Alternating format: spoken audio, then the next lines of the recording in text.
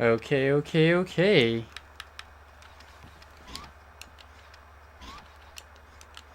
Yeah, we're going on being on medium. Alien bestiary.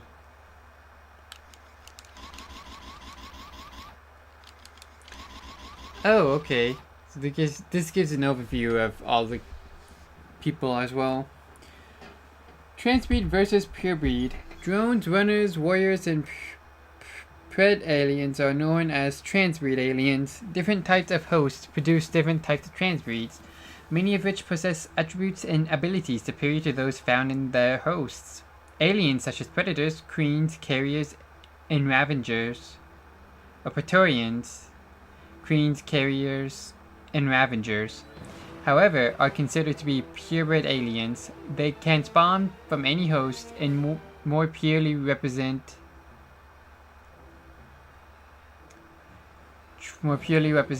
the multi-species interstellar parasite that is the aliens. While transbreeds enable aliens to adapt to a target species, purebred aliens enable them to overpower it. Creating more transbreed aliens. Aliens create more of their kind by infecting other species. To do this, aliens typically attack an enemy until it becomes unconscious, so that a facehugger can safely attach itself. After this, a chest burster is born, which subsequently cocoons itself before turning itself into an adult alien. This type of adult alien created typically relates to the type of victim that was impregnated. Generally speaking, more advanced species produce better aliens. Creating a queen. The alien can spend infestation points to morph a Praetorian into a queen. The Praetorian is the basal purebred alien and is able to turn into other advanced alien species besides the queen. Create Praetorian, the aliens must morph an egg into a Praetorian egg. This kind of egg produces a Praetorian facehugger, which can create a Praetorian from any host. Both creating Praetorian eggs and morphing a Praetorian into a queen requires a small infestation point expenditure. To create carriers and ravengers, the aliens must expend infestation points and morph available Praetorians. This activity may only be performed when a queen already exists, and only after the Praetorian subspecies had been upgraded. Alien Hive. An alien upgrading aliens. An alien hive may upgrade all the instances of a particular subspecies through the queen. The queen alone can access the vast genetic database evolved by the alien species to select the appropriate counter-evolutionary responses to threats currently being experienced in her hive. Rapidly evolving her brood in this way costs infestation points. Earning infestation points. Aliens earn more infestation points by rendering active enemies unconscious, whether by attacking or facehugging them. Unlike other species, aliens do not need to spend infestation points on ordering reinforcements. Instead, they spend them on upgrades, creating hive nodes and morphing eggs and Praetorians. Regeneration. All aliens can regenerate when in contact with the hive rep, the repulsive black secretions found in alien hives. The runner and Predator, however, have advanced metabolisms and can regenerate whether near hive rep or not. The latter kind of roaming regeneration does not occur while runner or Praetorian is actively taking damage. It's stacked on top of standard hive-based regeneration though, enabling these organisms to regenerate quite rapidly when in the hive. Spore site. Hive nodes, runners, Praetorians, and queens emit spores. Spores coat living organisms and grow upon them for an extended period of time. Spores have numerous sensors that relay what they see by encoding this information of ambient radiation that bounces off of them and finds its way to other aliens.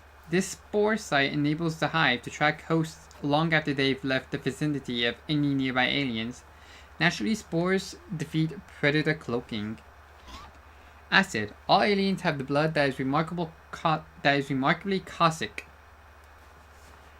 Unsurprisingly, several alien subspecies have adapted to use their blood as a weapon. After striking an enemy, alien acid damages it for some time before neutralizing causing horrendous semi-permanent ruins on organic targets. Furthermore, kinetic and armor is less effective while being burned by acid, and aliens instinctively leverage this effect by purposely tearing into the sizzling ruins of their victims. All aliens are fully immune to the effects of the acid. Strengths. The aliens are easily the most numerous of species, since they are able to infect most life forms of dog size or larger, and unlike other species, can replenish their neighbors free of cost. They are tough physically, while aliens, subspecies like predaliens, ravengers, and creens, capable of becoming nearly unstoppable juggernauts. Of all the species, the aliens are the most difficult to cut off from fresh reinforcements and upgrades. Killing a creen in her hive is no small feat. Aliens must work hard to generate reinforcements, frequently needing complete victory in combat to ensure readily accessible hosts. If a hive falls behind in its growth, it may become unable to win further battles, and therefore unable to recover from losses. Aliens also have few range attacks, causing them to rely on overwhelming numbers and brute force. Lastly, facehuggers and chest bursters are easy to kill and hence a vulnerable link in the alien reproductive cycle. Hive node. The hive node creates a live web in a circular area around where it grows. The hive node is produced by the drone and the queen when she lays her egg sacs. The hive node is a living creature that steadily grows acid-secreting tendrils into whatever it's attached to. These tendrils leach nutrients from surrounding materials and use them to grow a web of living incrustations around the hive node. This hive web packages nutrients for easy absorption by nearby aliens, enabling them to regenerate when touching it. When a hive node dies, its ability to supply nutrient dies with it, causing hive webs around the node to wither and die. Spore emission. Hive nodes produce alien spores. Spores coat living on Strengths. The hive node is armored and regenerates quickly. It can be placed close to combat areas and enable wounded aliens to replenish their health quickly. This is particularly useful for extending the movement range of facehuggers, which might otherwise run out of energy when moving to distant locations. Because the hive node is a spore emitter, it also makes an effective spotter, an early warning system for the hive. While physically tough, the hive node has no ability to attack on its own. It is particularly susceptible to armor-piercing and fire-based weapons. Facehuggers. Instant death. Praetorian facehugger. The facehugger propagates the alien species by parasitically attaching itself into the facial area of the host's life form and impregnating it with a chest burster. This is easiest when the prey has been incapacitated and moved someplace safe by adult aliens, but the facehugger can also scuttle after prey and leap onto it if necessary. Hosts do not remain conscious while facehugged in this manner, and there are no recorded instances of hosts surviving once they have been impregnated. Impregnation.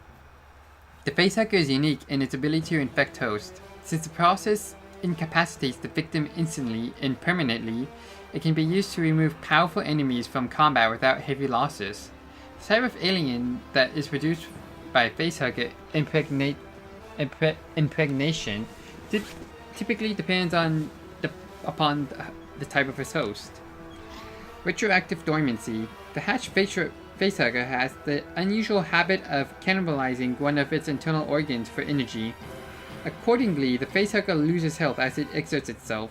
It can repair this organ by regenerating on hive web, like other aliens, or by clutching the riding spines of a carrier. This unusual sustenance mechanism appears to enable the facehugger to have an unlimited lifespan while inactive. In other words, the creature is short-lived while active, but immortal when dormant, making it an ideal stowaway on long interstellar flights. Praetorian facehugger. There is a larger, more armored version of the common facehugger that produces Praetorians, no matter what the type of host it impregnates. This Praetorian facehugger is tougher, has a longer roaming range, and can leap farther than the common facehugger. The facehugger develops a binary particism. The facehugger develops a chemical trigger that causes the chest burster it carries to split into twins when producing simpler aliens, such as the drone and the runner. The aliens can use this ability to jumpstart hive growth in wilderness areas. Strengths. The facehugger is best used on prey rendered comatose by adult aliens. It can also be used in large numbers or in conjunction with other aliens to take down prey otherwise capable of defending itself. When combined with a carrier, multiple facehuggers can become a powerful ranged weapon, able to incapacitate large number of enemies. The facehugger is small enough that it can be killed in one shot by most attacks, and in large numbers by high fire rate weapons, like the smart gun. Some melee predators are trained to strike a leaping facehugger mid-flight, making them difficult targets while conscious. Furthermore, robotic enemies are immune to impregnation altogether, as are certain heavily armored opponents such as the exosuit. Finally, the unique design of the facehugger marine ape suit renders him immune to facehugging while conscious. The drone. As the worker bee of the alien hive, the drone performs a variety of utility roles, including dragging hosts back to the hive for impregnation and the moving of eggs about the hive itself. Other adults can perform these tasks as well, but it is the drone that is most cost efficient in this role. The drone is unique among aliens for its ability to create hive nodes. These in turn create hive webs, which aliens use to regenerate. Drones are produced by infecting oswacs. The drone is uniquely capable of manufacturing embryonic hive node inside its body. It places these nodes where in the hive to extend its reach or in remote locations to enable more combat-oriented aliens to recover from the often dangerous task of securing hosts. Hive nodes are genetically complicated enough that generating them requires spending precious infestation points. Cystic acid spittle. The drone develops a cyst-filled acidic froth that it spits on potential hosts. The cysts invade the body through the resultant acid-induced wounds, whereupon they cause tumors that can be used use the host body to generate nutrients, beneficial to transbreed chestbursters' development. Accordingly, adult transbreed aliens from cystic-infested hosts are tougher than usual. These cystic aliens have a red streak running along the dorsal region of the head. A red circle beneath cystically infected hosts signifies their plight. Strengths. The drone is useful in a support role since it can create hive nodes that enable other aliens to regenerate. When it is upgraded and the facehugger is upgraded, the drone develops into a useful combatant. It becomes one of the few aliens that can attack at range. It strengthens the brood in victory, and it is frequently available in large numbers, many of which are often systematically enhanced.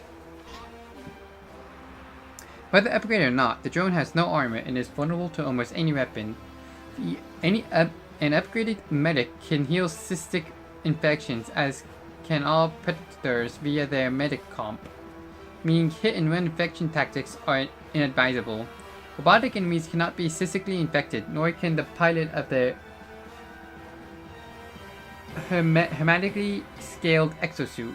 Finally, cystic acid spittle is useless against enemy aliens, forcing the drone to revert to its claw against them. Runner. We have not seen one of those. Warrior. The warrior is a primary alien assault organism. It is fast, reasonably tough, and a savage combatant. Even in death, the warrior is dangerous, bursting apart when killed and drenching nearby enemies in acid. The warrior is created by infecting humans. When an alien warrior is killed by weapons that cause massive physical trauma, its pressurized bloodstream causes the creature to explode, shattering the surrounding area with acid. This typically does not happen if the warrior is on fire, however, since fire causes the creature to harden into a charred mass. Onslaught Genome. When upgraded, the warrior becomes suitable for a heavy assault. First, it develops hardened chitinous ridges that enable it to penetrate tougher armor. Second, it develops redundant life support systems, enabling it to continue operation even after sustaining crippling damage such as limb loss. Third, it improves its capability to repair itself via hive reps.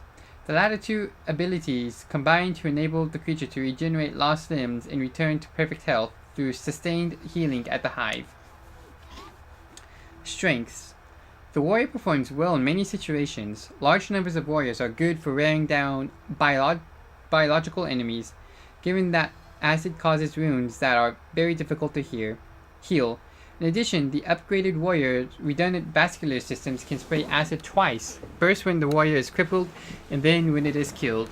Even so, the upgraded warrior has a good chance of surviving hard-fought battles because it can often call back to the hive in a crippled state and regenerate itself back to full health.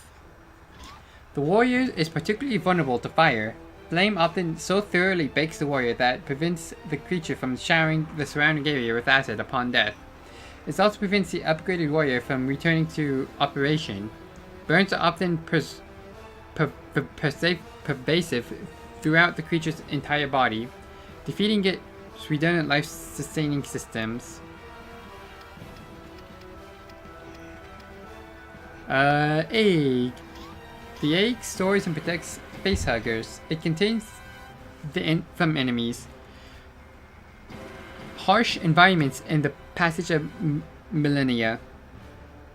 When an infectable host wanders close to an egg, it awakens its content in hatches.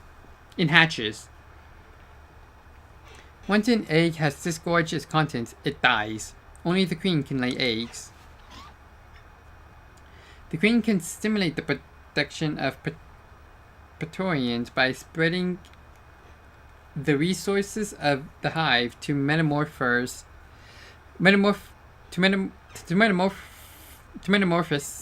egg into a Praetorian egg. As its name implies, the Praetorian egg produces Praetorian facehuggers, each of which is capable of producing a Praetorian from any kind of host. Upgrade Adaptive Hyperfertility. Since they contain multiple facehuggers, hyperfertile eggs are swollen and oversized. When they hatch, they release the contents under pressure and direct them towards nearby hosts. This behavior also happens reflectively on death in a violent acid-drenched explosion.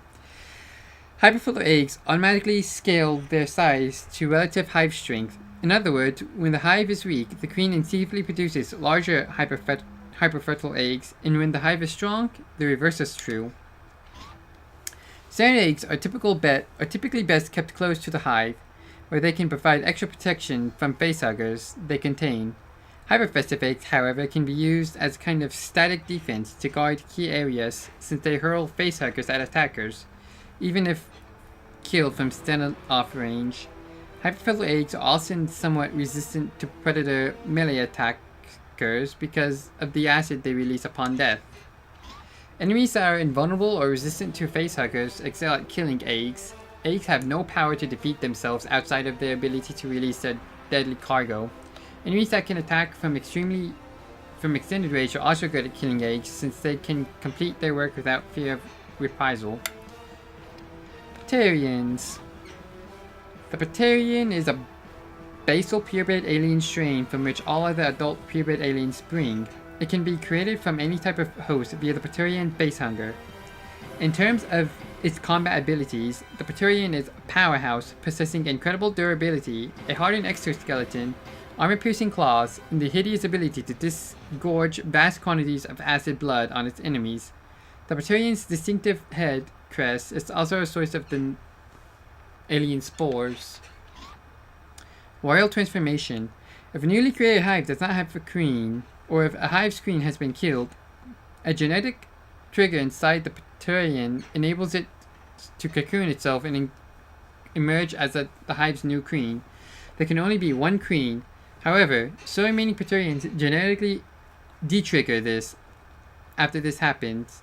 Of all the purebred aliens that Praetorian can transform into, the queen is most genetically similar, making transformations cost relatively inexpensive. Vascular disgorgement. The digestive and vascular systems of the Praetorians are not separate entities, as in most life forms. This enables the Praetorian to vomit vast quantities of its own caustic blood when it determines that its current combat situation warrants such an act. Typically when the Praetorian's enemies are vulnerable to acid, and either numerous or particularly powerful. Sporomorphin, we've seen this. Sporadic metamorphosis. When upgraded, the Praetorian can transform into two other types of purebred aliens, the Carrier and the Ravenger. The genetic imperative to ensure that there is a queen to manage the hive is irresistible, however, so secondary transformations available to an upgraded Praetorian can only happen if a queen already exists. The different types of transformations require varying quantities of infestation points, depending on the type of alien subspecies being created. Strengths. The Praetorian armor-piercing claws and acidic disgorgements are best put to use against heavily armored targets. The Praetorian is always available to the hive no matter what kind of hosts are nearby, making it easy to ensure that the hive has a force of Praetorians it can draw upon in an emergency.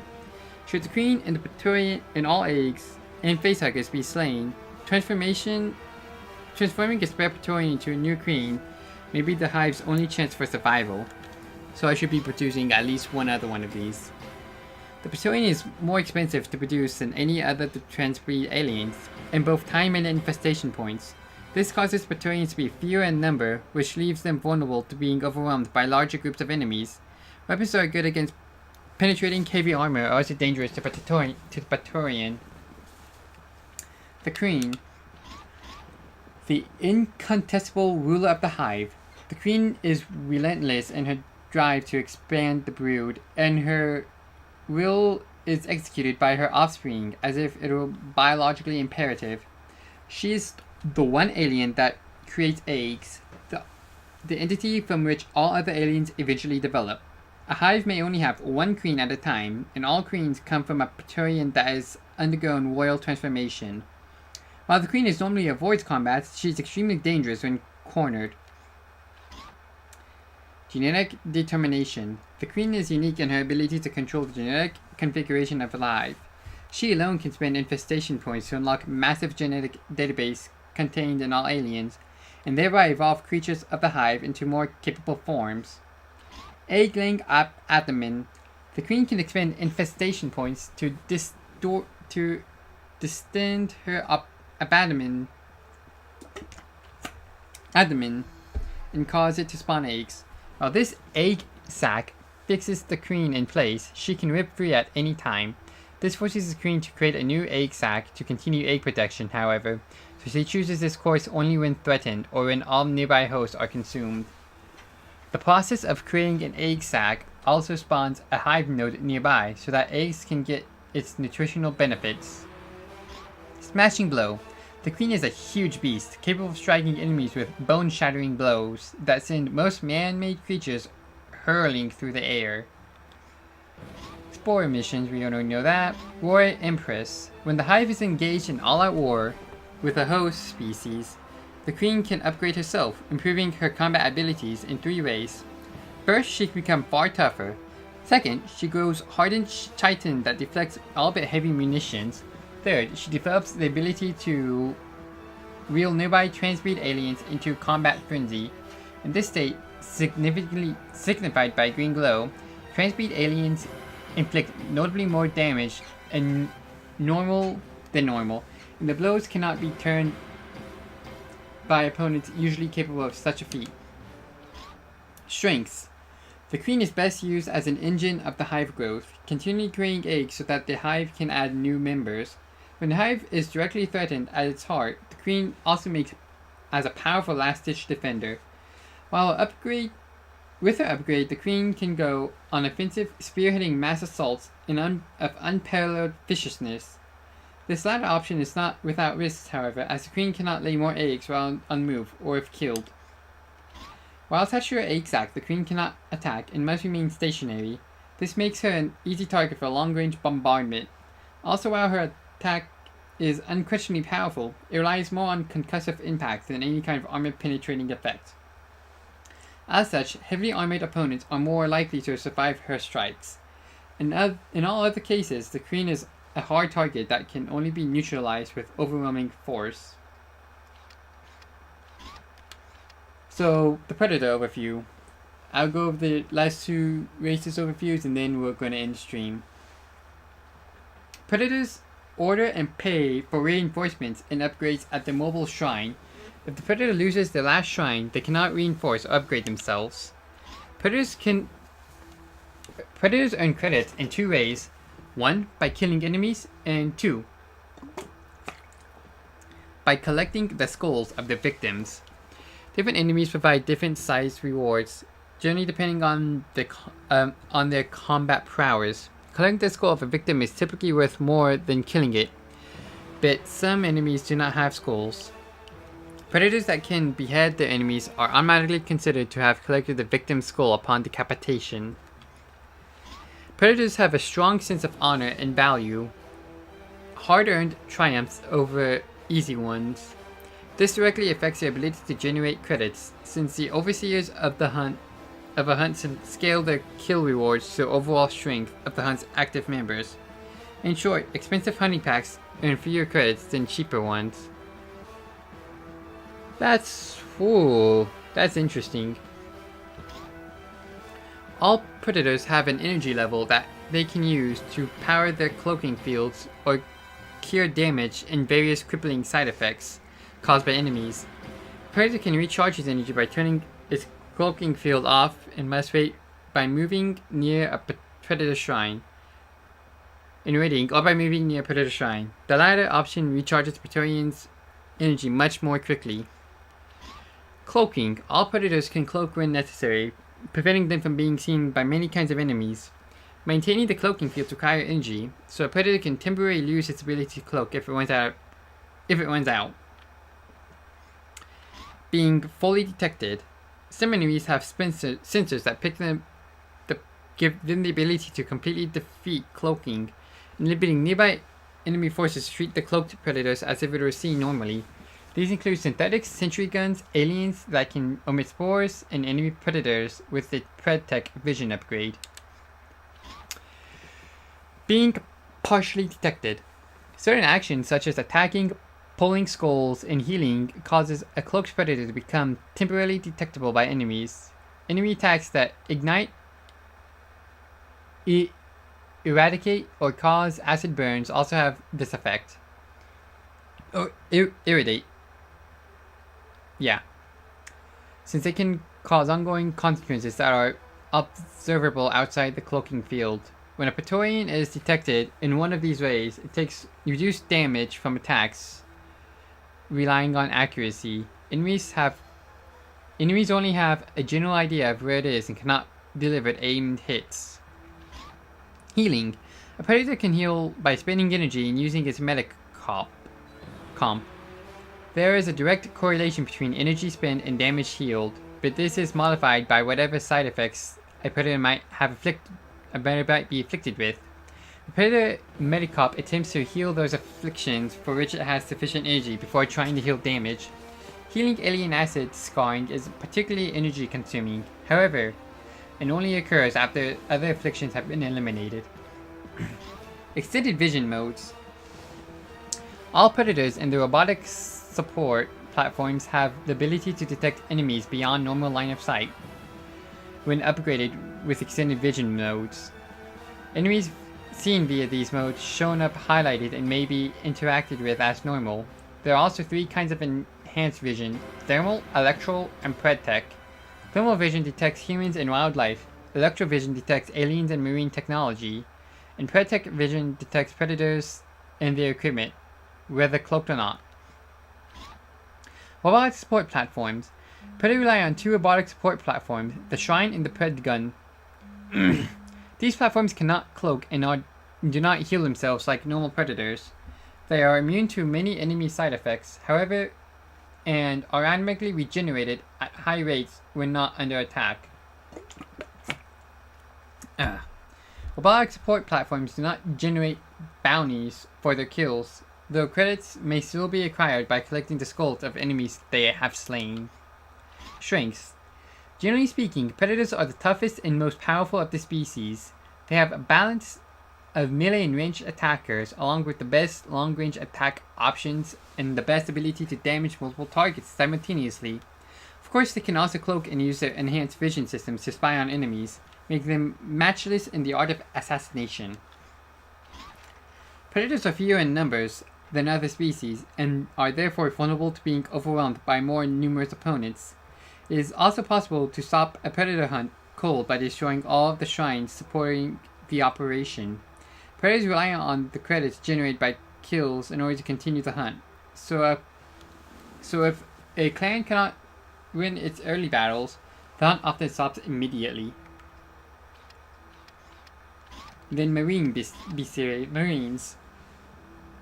The USCM orders reinforcements and field upgrades via Comtech Marine.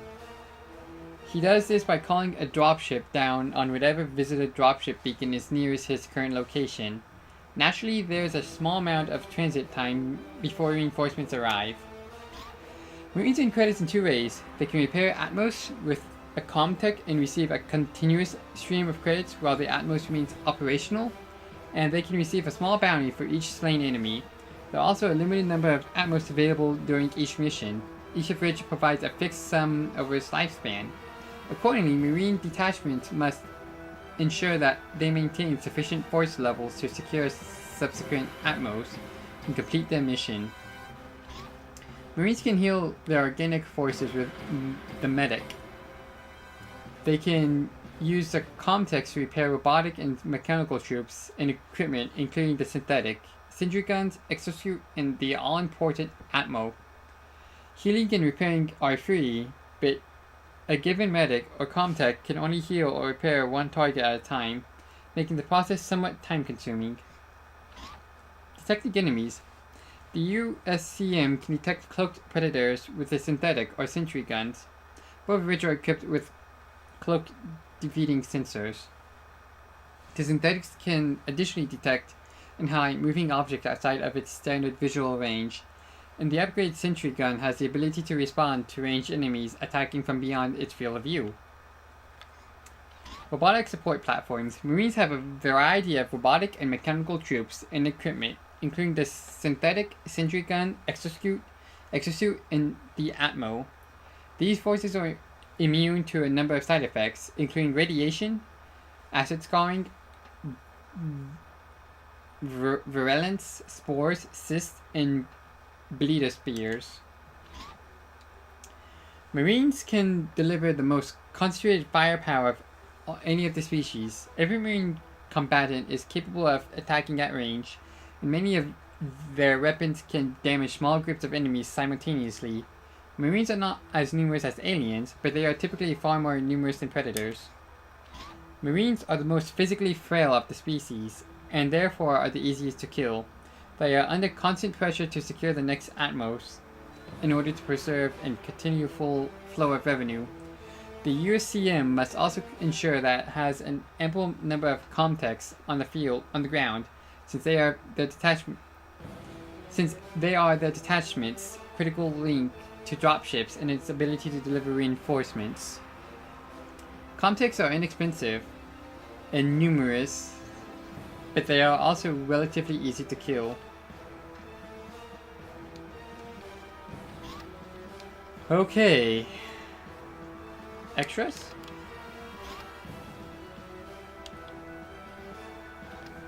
Okay.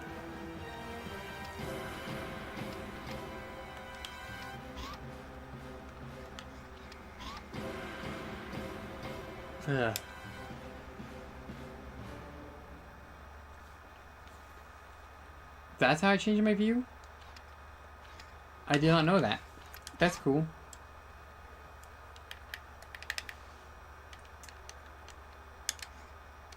Okay. Well, with that, we are going to find a raid target. Seeing it's 1:38 in the morning, I don't know who's online.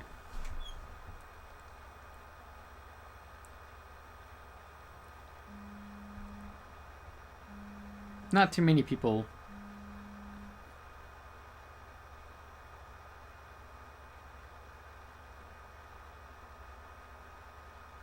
Understandably, yeah.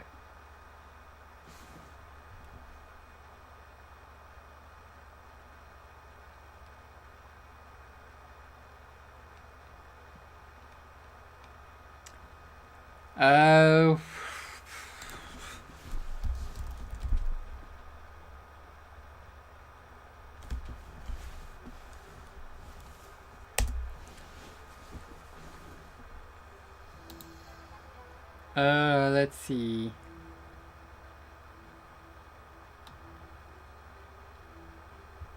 Is there any other Aliens versus Predator Extinction streams going on? No. Okay,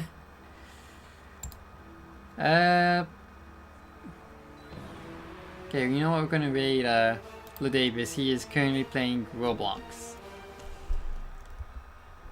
Raid messages.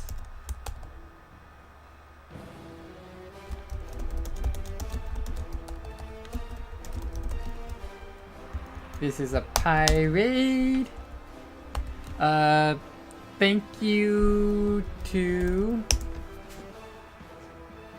Goat Squids and Azuki for the auto hosts, as well as Lady Suki for the auto hosts.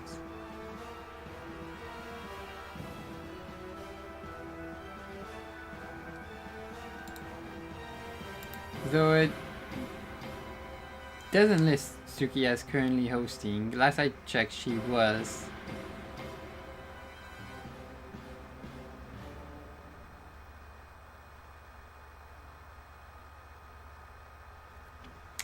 Thank you, man, for hanging out and chatting.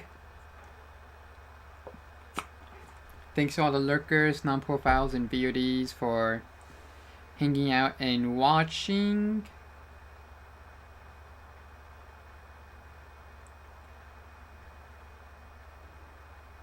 Yeah, Lady Suki is hosting. I don't know why it didn't show up here. Yeah, thank you again, Ghost Squids and Azuki for the auto host, and as well as Lady Suki.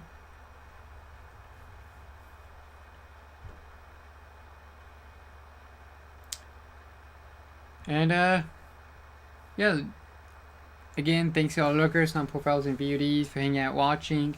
Make sure you hit that follow button. We'll be continuing all throughout the month of April. We're going to be playing Alien games, as long as I can play them on Xbox, of course. We're just starting off with Aliens vs. Predators, Extinction, because this is the first one, and I'm enjoying it so far. Anyways, I will be back Sunday, or I'm gonna have VODs coming up tomorrow and Friday, same time I start, covering more Mass Effect. Plan on streaming Sunday at 7:30.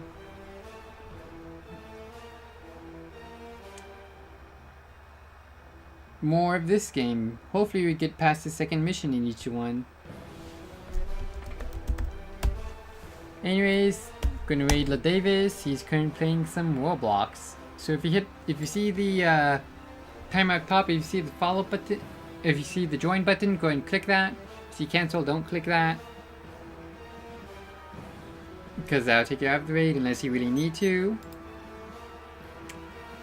And yeah, this has been Pylicious saying I'll see you soon.